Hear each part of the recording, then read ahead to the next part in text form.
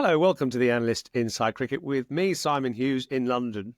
And me, Simon Mann, in Lahore for one last time. And you've been at the second semi-final today, New Zealand against South Africa, which in the end was a bit one-sided, I suppose. Well, not one-sided, but it was a very emphatic win for New Zealand. So India-New Zealand final on Sunday, which you're heading to in Dubai.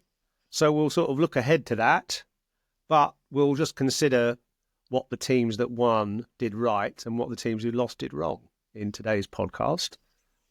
Taking this game first, I suppose today's game, New Zealand, South Africa, suppose really, South Africa, they never were in it, were they really? But New Zealand, I felt, just got too many runs. Batting first, 364. There's a lot of 362. runs. 362. There's a lot of runs to chase, isn't it? Yeah, I think at the halfway stage, I think we all thought that was a really good score and that South Africa would have to play magnificently well to win the game. I think it would have been the third highest successful run chase if they got them. So that just gives you an indication of the type of score that New Zealand got. I suppose one thing you'd say about the surface here is it has been a high-scoring surface. It's been a brilliant pitch for the batters. Afghanistan got over 300, Australia got over 300, England got over 300 twice, and New Zealand got well over 300 today. But 362 just psychologically felt a really big score for a semi-final, and so it proved. It's actually kind of like a weird finish to the game where David Miller made 100, and the fastest 100 of the match actually in 67 balls. But he only started trying to hit once South Africa were active. It was a really curious innings. It was very passive at, we say 10, 12, 13 overs to go. I'm not saying they would have got close or they'd have won the game, but I just felt like give it a go. Anyway, the game sort of petered out. So he got his 100 off the last ball of the match. What do you do when you get the 100 off the last ball of the match? You can't really celebrate. He made a rocking motion. I don't know what that was about. It must be some sort of private thing. But New Zealand celebrated. They're through to the final. 50-run victory. It's 50 runs, but it felt like it kind of felt like a 100-run victory, really, if you know what I mean. Yeah, so quite ultimately quite a straightforward win for New Zealand. They had to play well early, and then when they bowled as well, but emphatic victories, yeah. Yeah, and they just seem to have the right bowlers, particularly for that sort of later stages, didn't they? Mitchell Santner had an excellent match with the ball. He got those two big wickets in the middle of the innings. I had a bit of a text exchange, actually, with Sean Pollock, because in our last podcast, I sort of compared Heinrich Klaasen to his uncle, Graham Pollock, the great Graham Pollock, the left-handed batsman for South Africa. And I said that he's a similar player in that he stands very still and he hits powerfully on both sides of the wicket, and he's a real clinical destroyer.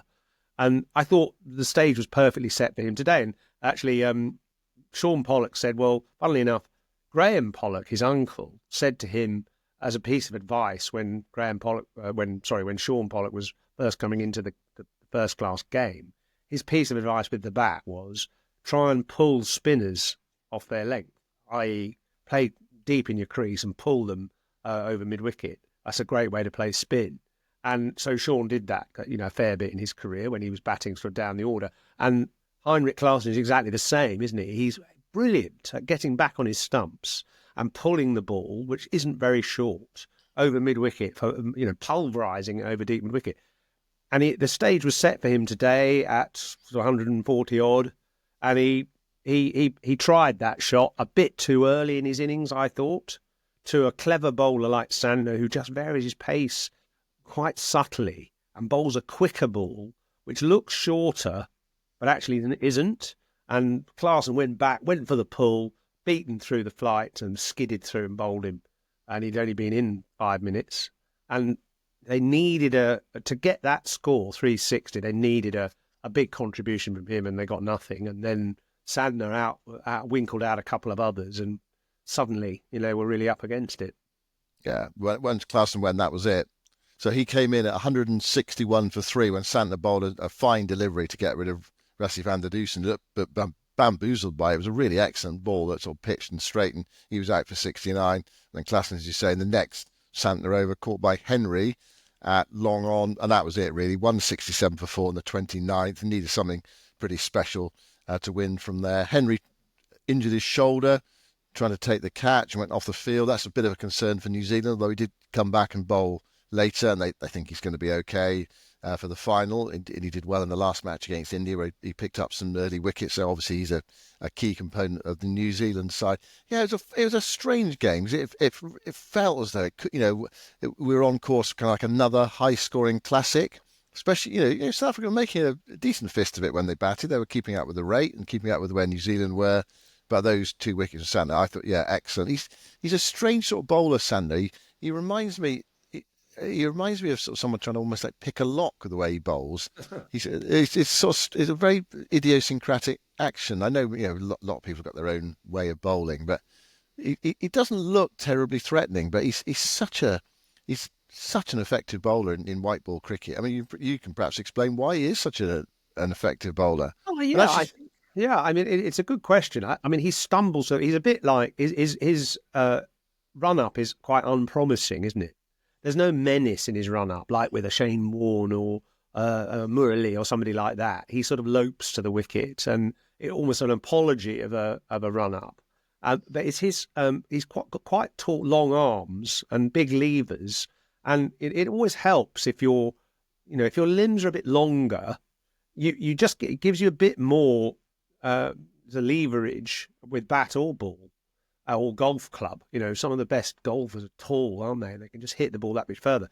And I think with subtle changes of arm speed, which you can't really detect, he just manages to sling a quicker one in or lob a slower one up with a bit of a carrot on it. It's almost like a ball on a string, isn't it? He's just got that bit of loop. And just with very subtle changes of that arm speed, he can make quite significant changes of his speed off the pitch. And then he gets the odd ball to hold and spin and the odd one to skid on straight. And I'm not even sure he knows exactly what he's doing. Quite often you find with spinners, don't you, that their variations are partly accidental. They might change their grip slightly, but they don't know exactly which ones will turn and which ones won't. And, certainly when he bowls that quicker one, it's a bit fuller than it looks. And batsmen think, that's short. And actually it deceives them and they play back to it and quite often get into trouble as Clarkson did. And he's got a sort of, he's quite kind of unemotional, isn't he? He's sort of fairly placid sort of character. He doesn't even get fired up too much. He doesn't bother too much about if he gets hit for a few runs. He seems very phlegmatic and difficult to get under his skin. And he's going to be a big factor in the final, isn't he? Because that pitch in Dubai really helps spinners. Yeah, we'll come on to the final and perhaps India, Australia in just a moment. You also got rid of Temba Bavuma as well. And that one was just tossed up invitingly. It was like, here's a little sprat there, chucked up, and Temba Bavuma went for it. He was suckered and miscued it straight to Kane Williamson at backward point. Talking of Kane Williamson, showed the way again today with, fine 100, really, because he was struggling with himself at the start. He wasn't getting the ball away, and it looked really hard work. And in the end, he reached his century in better than a run of ball and just showed, again, it kind of emphasised that how one-day cricket is so different from T20, how it's much, feels a bit closer to Test match cricket, how you've got time and you can catch up, especially on that surface. It was a fine innings, and it built the base from which New Zealand were able to attack later on with Mitchell and Phillips and Ravindra as well, who played fine hand, excellent partnership. That partnership won them the game, really, got them, built the base of that huge score, and Santner was able to exploit that superbly. So fair play to New Zealand. I mean, you look at the two teams on paper, I felt that South Africa had a slight advantage, but they're a team just totally not to underestimate. And if we go back to our preview pod, I don't think we did underestimate them this time, did we? We both said, we said they're right at the forefront for this competition, and they've made the final.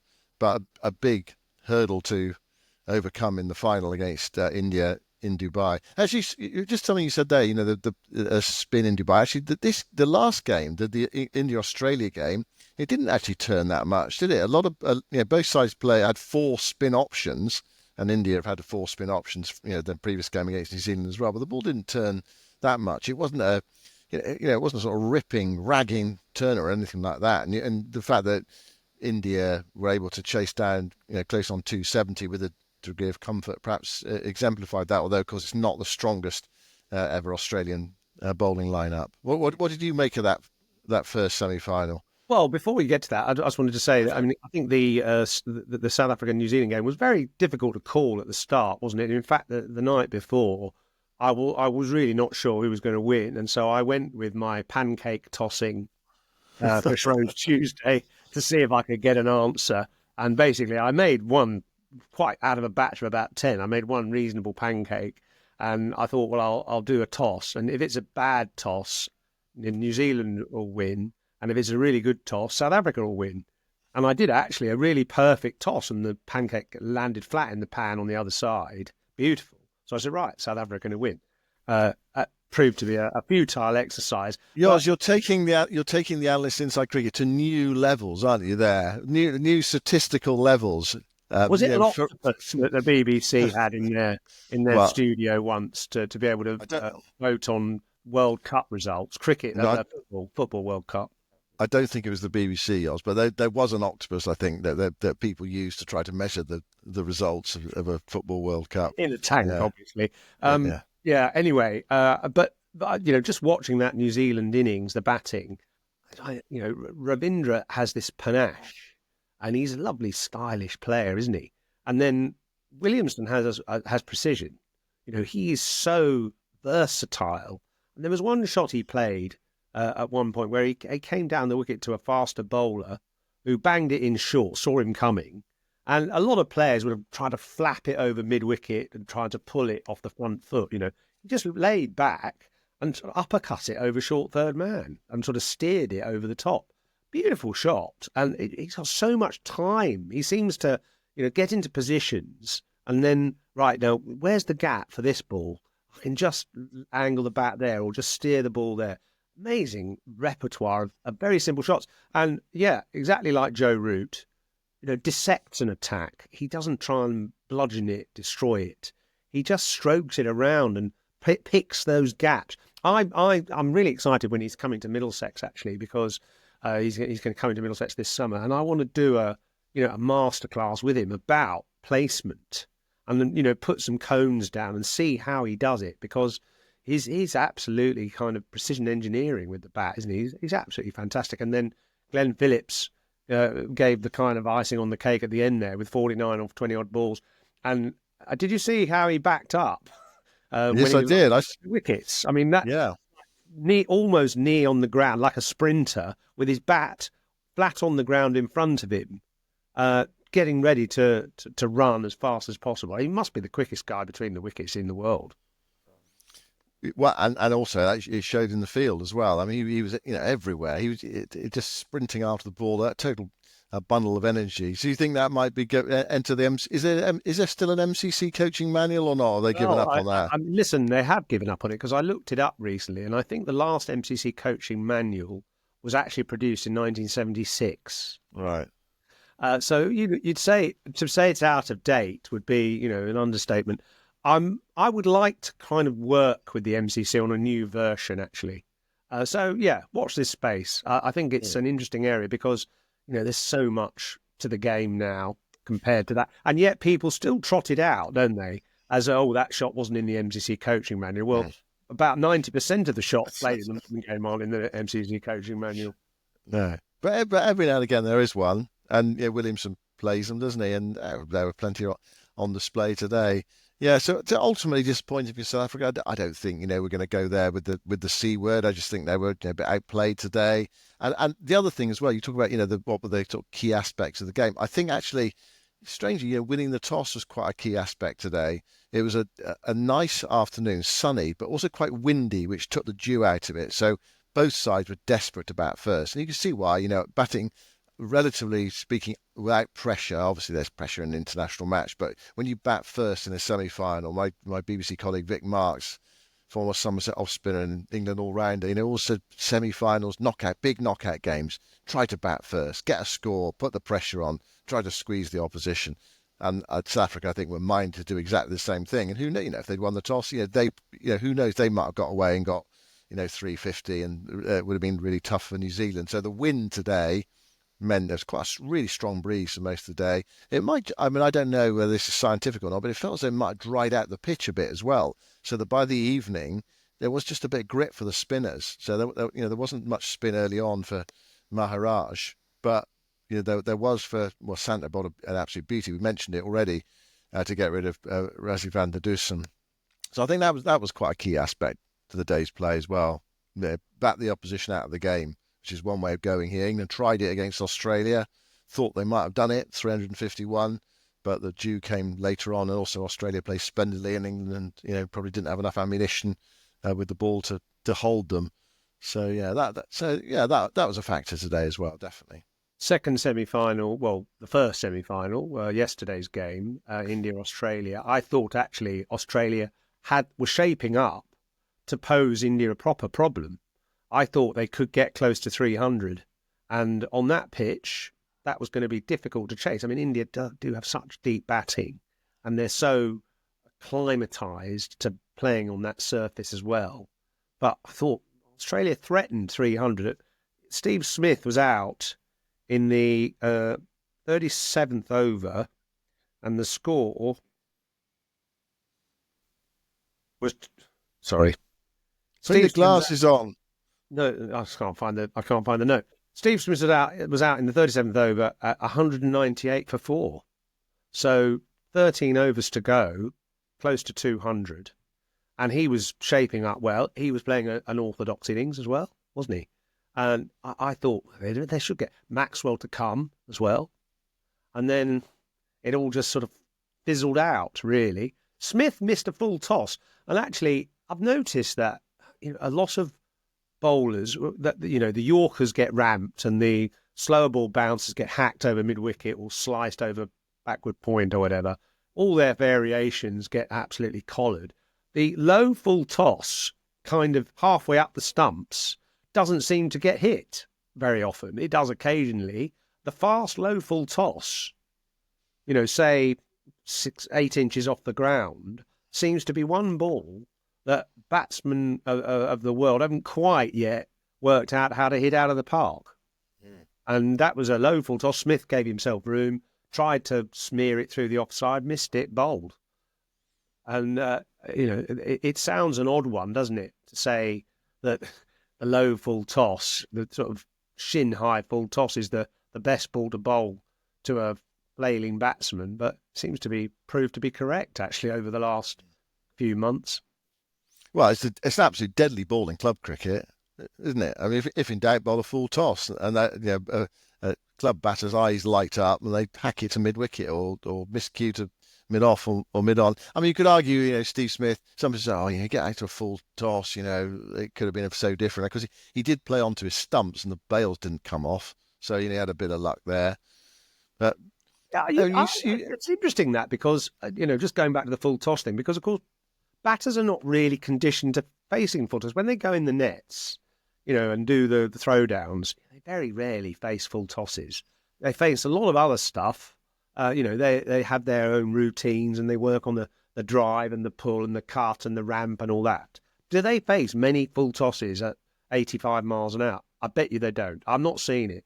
Accidentally. If I'm bowling in the nets, you might get a few full tosses, but most practice is not working on how to demolish the full toss, to be honest. Sometimes, of course, they face, when they're doing range hitting, it might be underarm full tosses, I suppose, to practice whacking it into the stand. But at full speed, they don't get many, bowlers, right, will you bowl me a load of full tosses?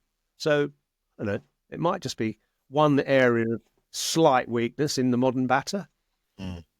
The end for Steve Smith as well as a one-day international player, kind of inevitable at his age. You think of the focus of the rest of his career. You still want to play T20 because there's potential money to be made in that, and also Test cricket because there's another Ashes series coming up. The World Cup is 2.5 years away. The 50 over World Cup 2.5 years away. Is he going to be around for that? He's probably figured no.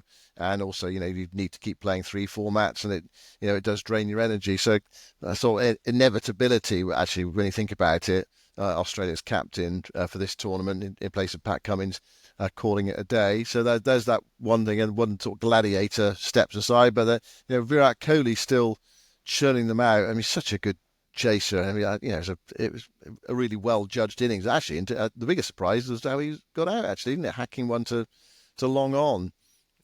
But India had enough, didn't they? They were in control of that run chase, and they probably could have chased 300, 280, 300. If Australia could have mustered that score. They're a good. I mean, they're a good side, India. I mean, people talk about their advantage of playing in Dubai, and I think there is an advantage.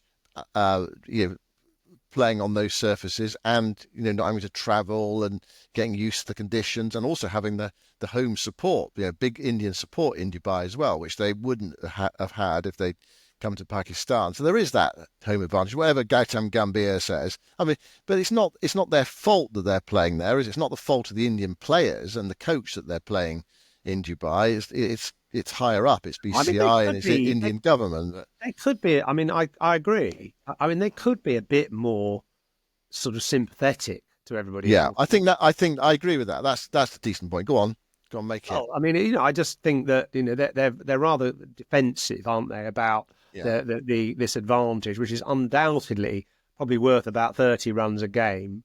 The bowlers know exactly where to bowl, the batters know where to hit the ball and how to hit the ball, and the speed of the pitch, and even the kind of layout of the ground, the dressing rooms, everything is sort of familiar.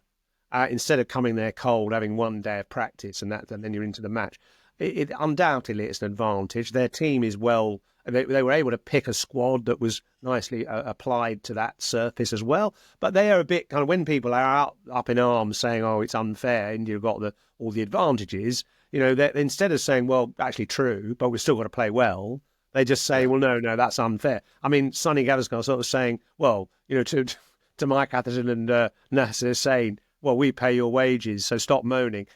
He didn't say it quite like that, and he probably said it tongue in cheek. But still, there's a slightly prickliness to the Indians when you accuse them of having unfair advantages, and it is an unfair advantage, really. Well, it's slightly anti-competition, isn't it? It makes the result almost inevitable. I mean, I suppose it does also put them under extra pressure because now, knowing in their hearts that they've got that advantage, they better make sure they use it. Yeah, I go back to that point. It's not the Indian players' fault that they're playing in Dubai. And they're kind of like accused of well, they haven't won the tournament yet, of winning the tournament by default. Well, that's not the case because they're a very good side. And wherever the tournament is played or could be played, they'd have an excellent chance of winning. Okay, the last World Cup they won every single match. Okay, they're playing at home. They won every single match before the final. The previous World Cup they got to the semi-final in England, and New Zealand pipped them in a tight game. They're always there and thereabouts, aren't they? Because they are a good side. So you'd expect them to do well. They would have done very well in Pakistan as well. I'm sure they would have done. So there's that aspect to it. But I agree with you. There might just be an acknowledgement to say, but just to say that actually, yeah, one or two things are in our favour. But there's always pressure when you play for India. And we have to play well, and they have played well. So Yeah. and they might well go on and win it. There seems to be like two very trenchant camps, and people. I think everyone understandably feels sorry for Pakistan the way the tournament's gone, but their actual cricket is in a bit of a mess. Not a very good side at the moment, but they get a chance to host their tournament, and India don't turn up. Who are the big draw, aren't they? I think people here would love to have seen India turn up there. They really wanted them to come and play in this tournament, so it felt a bit of a snub. But that's higher up. It's BCCI government levels. It's not player level or coach level. Look at Pakistan. They had a poor first game against New Zealand, who are a good side. Then they had to go to Dubai to play India, and then they had a game rained off. It was horrible for them, really. Now they don't get the final either. No, and now they don't get the final. Well, So, they don't so get to you, host the final.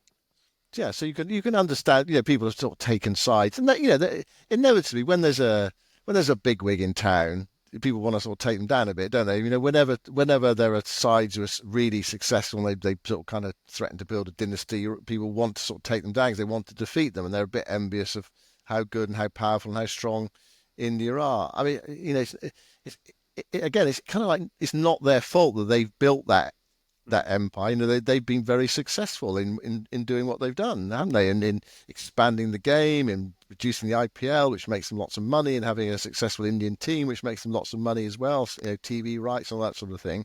So I think there is some unfair criticism flying around. There's a bit of envy there, and people do sort of look at India and think, well, they run the game. Well, yes, they do run the game. And I suppose I think the point is, if you're India, you have to run the game in a really sort of equitable way. And it perhaps it's felt that they haven't always done that. They do take a big slice of the pie, but then they do make a big slice of the Well, I pie. mean, And that's actually, the the other. stats there are actually that they provide or produce something like 85% of the revenue for the World Game, and they're only taking 38% of ICC revenue in return. So Yeah. actually, although there's a lot of criticism that they're getting as much as they are, 38% from the ICC, whereas other countries are getting 6% and 5%, actually they generate nearly 90% of the revenue in the World Game. So And everyone's desperate to play them, aren't they, Oz, as yeah, well? Everyone's desperate to play them because they and can one of the reasons for they're the TV bloody, rights. TV Yeah, rights, obviously, but also yeah, they're a great draw. And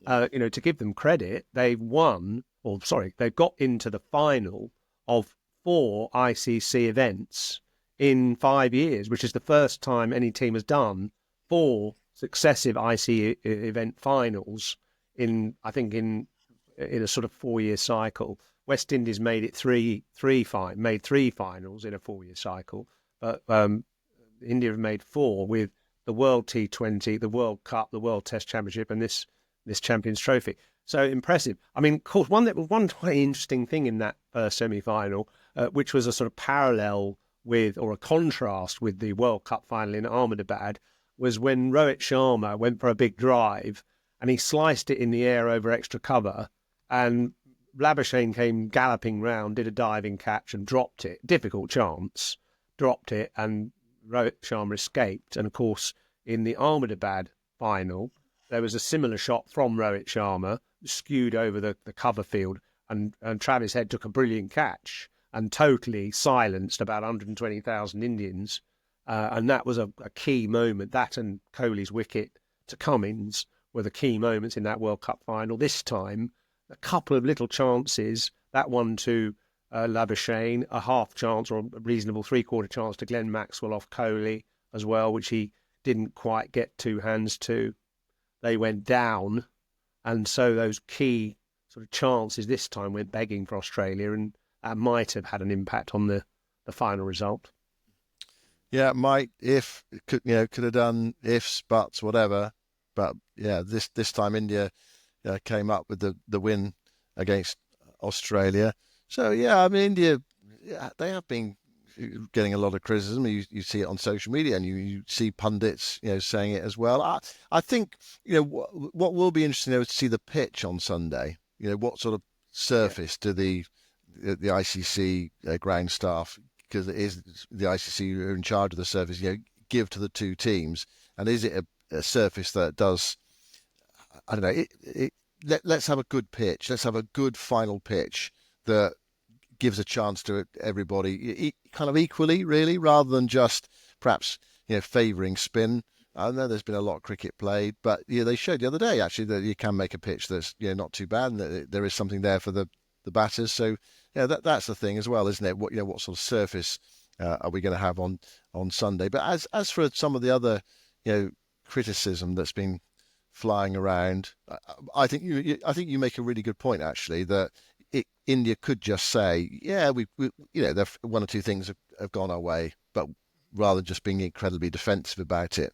But I think other people need to understand as well that India are not playing in Pakistan, and say, well, some people, hear people say, oh, well, they shouldn't allow them in the competition. They're not prepared to go to Pakistan. They shouldn't allow them in the competition. Well, their government said they couldn't go to Pakistan, and we've talked about it on this podcast many times. If India don't play in the Champions Trophy, then the competition financially is kind of like hardly viable, is it? Because the TV company that's signed up the deal to show it in India say, well, hold on a second, we signed this deal with you on the proviso that India would be in the competition. So that there had to be a compromise.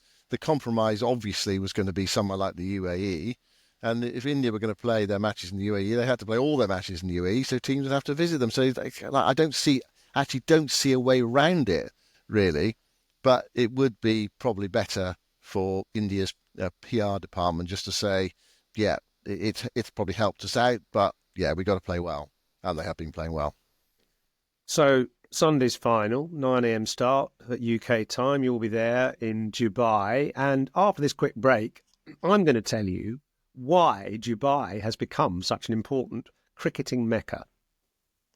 So we're just going to talk about Dubai a little bit in a moment. But just to say, we have got a sister podcast running at the moment, Storylines, which you may have heard a bit about. And they've got an interesting conversation going between Melissa Story and Nikki Chowdhury about England's women's possible future coach, which Charlotte Edwards has expressed an interest in. So the discussion on Storylines is quite interesting. Look out for that.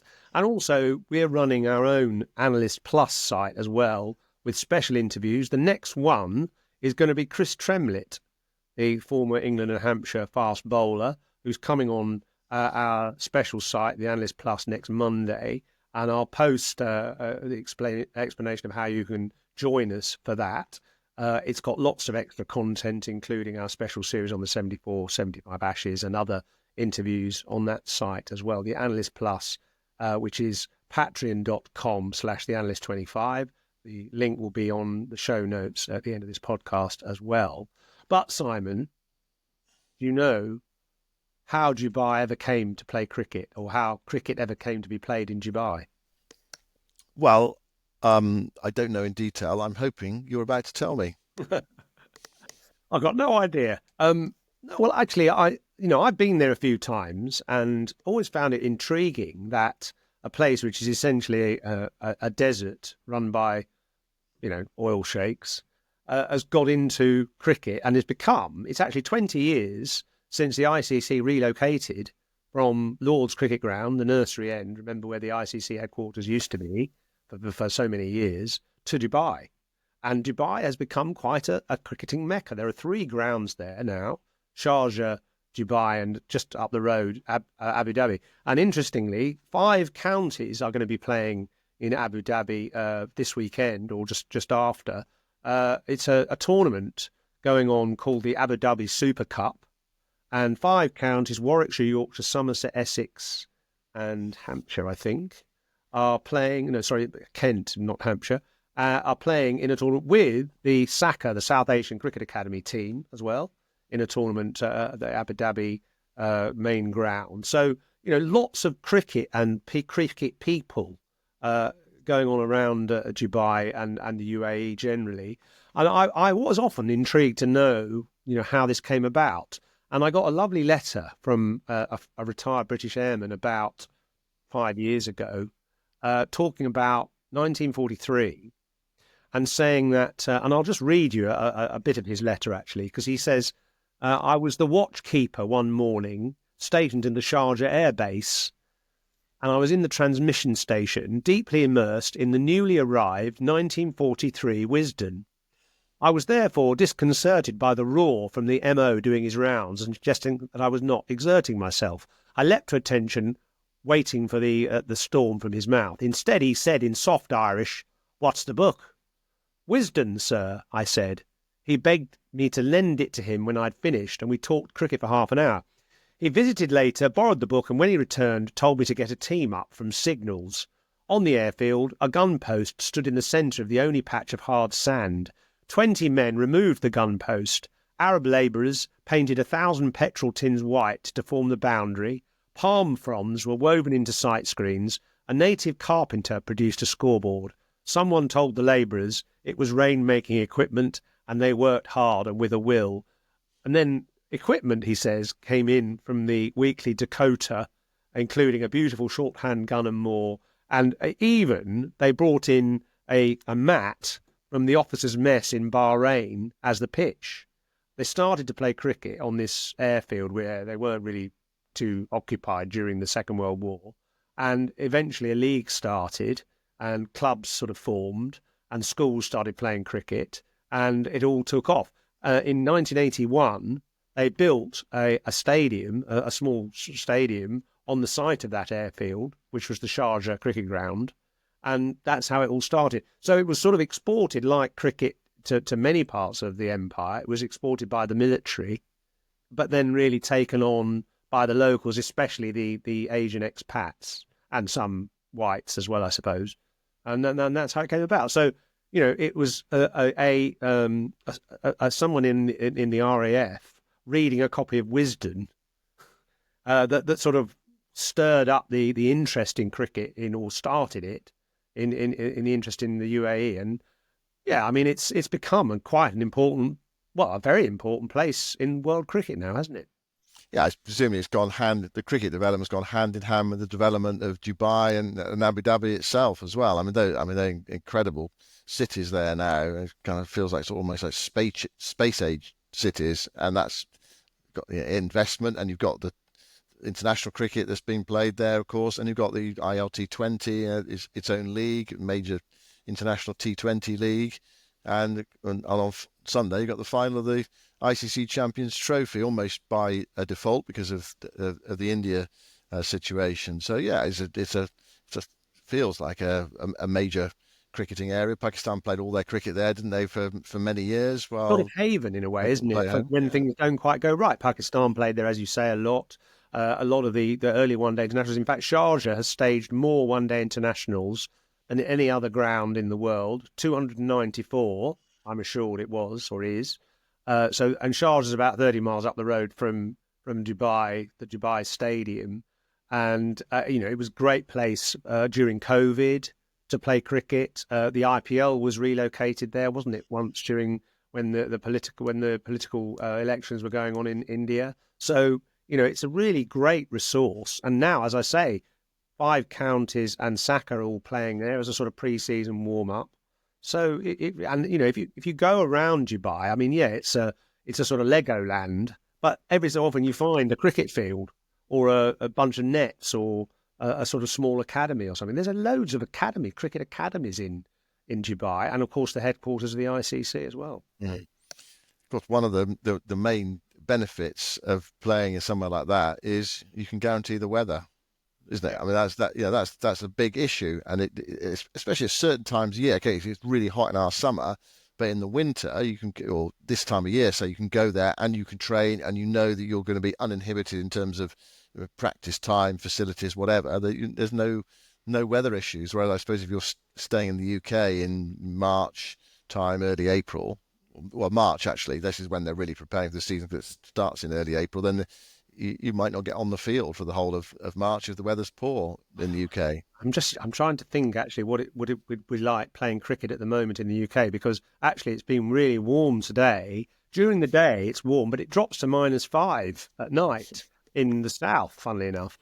And in April in Durham, it's quite often about 2 degrees when the sun goes down, and you've got to keep playing. I mean, those cold days I've had in the north, especially sort of early April, are just you don't want to take your hands out of your pockets at all. So it must The only be, problem, yours, yeah. the only problem comes, of course, if you go to somewhere like Abu Dhabi, Dubai, or whatever, and you have a nice sort of week or two of warm weather, and you've got to come back to the harsh reality of playing cricket in England in late March, early April. So you can get some quality time in, but you've also got to then adjust from going basically from kind of like summer back to winter if the weather's really harsh. Mm. Yeah, of course, actually, a lot of counties now practice in their marquees on the square, but the marquees keep it dry, and also over time the pitches get worn. So by about the end of March, when they're practicing in those marquees, it is like a bit like playing in Delhi on a kind of very hot fourth day pitch or something. So it's an old way of preparing wherever you go. In a way, doesn't really prepare you for the 5th of April or 4th of April when the county championship starts. So anyway, you're in Lahore for one more day. I mean, you must feel sort of you feel for the Pakistanis a bit, really, because they're out of it and they're not hosting the final. I mean, what's been the atmosphere like? Yeah, I think that it's that feeling, one of kind of regret, really. I think more, about their team as well. The fact their team has has failed. The ground staff were kind of like celebrated tonight because this is their last game. They produced some excellent pitches as well, cracking pitches, cracking one-day pitches. And there was a nice like sort of semi-green surface next to the pitch that was played on today, and that was all there ready for the final on Sunday.